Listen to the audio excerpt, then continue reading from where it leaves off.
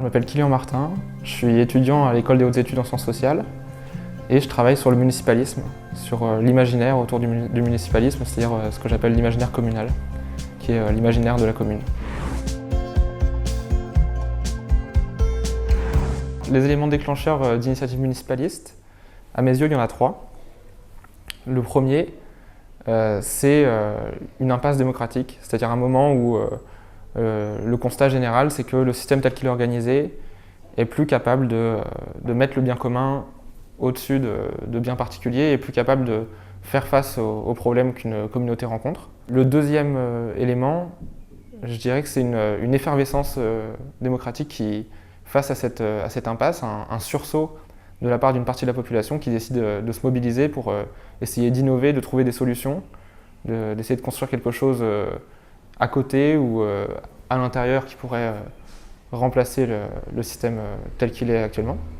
Et le troisième élément, c'est des liens avec des mouvements municipalistes passés ou présents et des théories qui permettent de les transposer dans l'endroit où on vit, de comprendre comment il est possible de les adapter à nos problèmes, aux problèmes qu'on rencontre dans notre commune.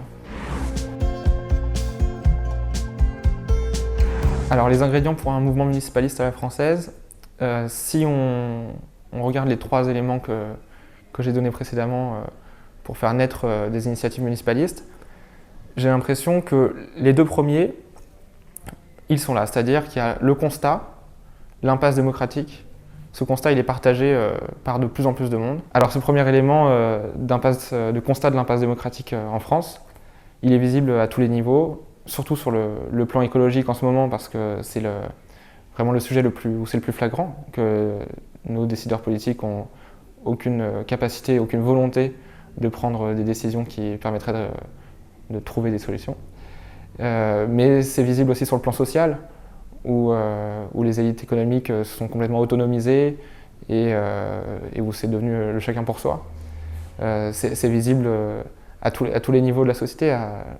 Quand on regarde la grande précarité de la plupart des plus jeunes, des plus vieux, des plus fragiles, c'est les mêmes causes que la destruction de l'environnement.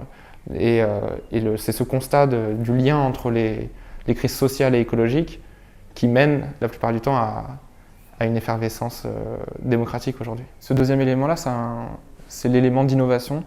Ce qui pousse l'innovation à l'innovation politique, c'est toutes les expérimentations qui peuvent avoir lieu, comme en Espagne avec toutes ces associations, ces plateformes, ces coopératives politiques.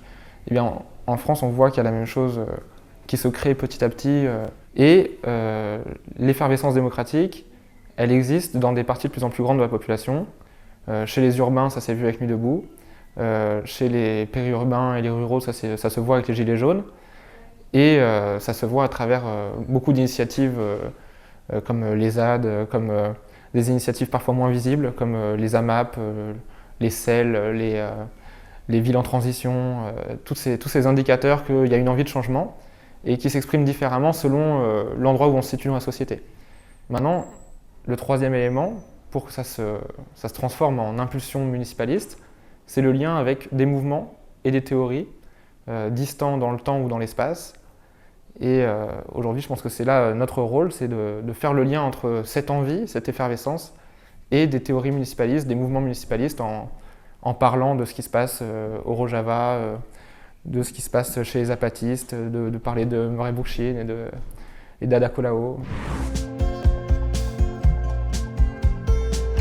Ce qui, dans le mouvement des Gilets jaunes, me fait penser qu'il y a les graines d'un mouvement municipaliste, c'est une focalisation sur la démocratie directe, qui est assez visible avec le RIC, même si dans le RIC, on voit un frein, en fait, à un des freins à l'imaginaire communal, c'est la focalisation sur le national.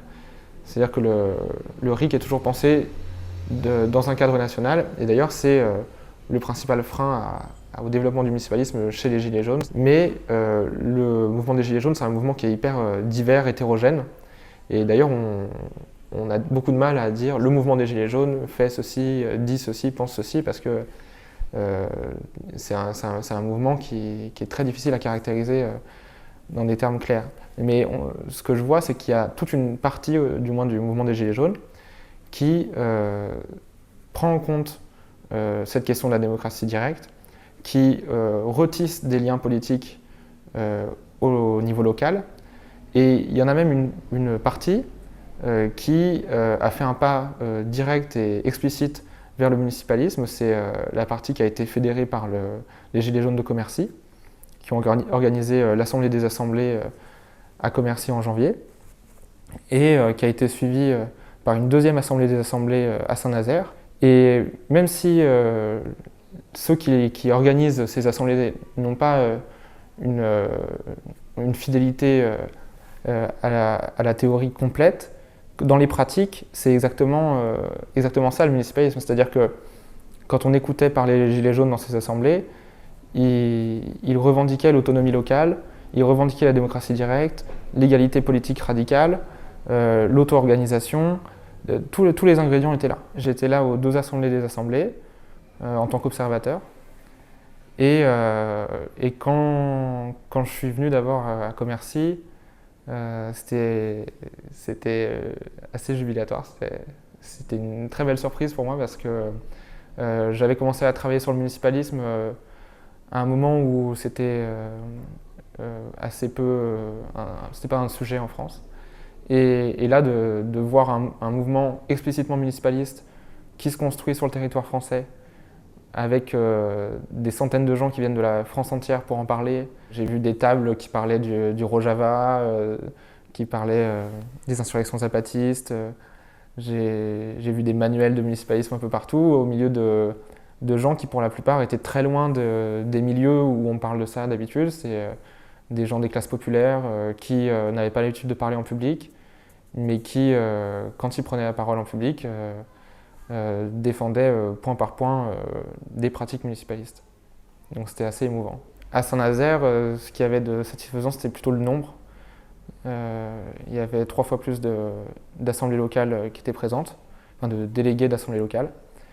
Et les débats ont été vraiment très constructifs, c'est-à-dire que les Gilets jaunes, c'est des gens qui sont très, très axés sur la construction concrète du mouvement, qui passent beaucoup moins de temps à déblatérer comme on peut le faire dans certaines réunions d'organisation à Paris entre militants professionnels. Et du coup, c'est assez, ça fait du bien de voir des gens qui prennent vraiment les choses en main et qui s'organisent concrètement. Quand je suis revenu de Saint-Nazaire, je me suis dit qu'il fallait parler de cet aspect-là du mouvement qui n'était pas assez couvert médiatiquement. Et c'est pour ça que j'ai fait cette tribune sur Reporter et qu'aujourd'hui, j'essaie de faire parler le plus possible de cette partie-là du mouvement qui est assez discrète mais très efficace sur le plan de l'organisation locale, des liens avec les autres mouvements. Par exemple, à Saint-Nazaire, c'était des gens de la ZAD de Notre-Dame-des-Landes qui venaient s'occuper de la logistique, de la nourriture, des choses comme ça. Beaucoup d'anciens de Nuit debout aussi qui étaient présents dans les assemblées locales. Et donc cette partie-là du mouvement est assez représentative de cette effervescence démocratique.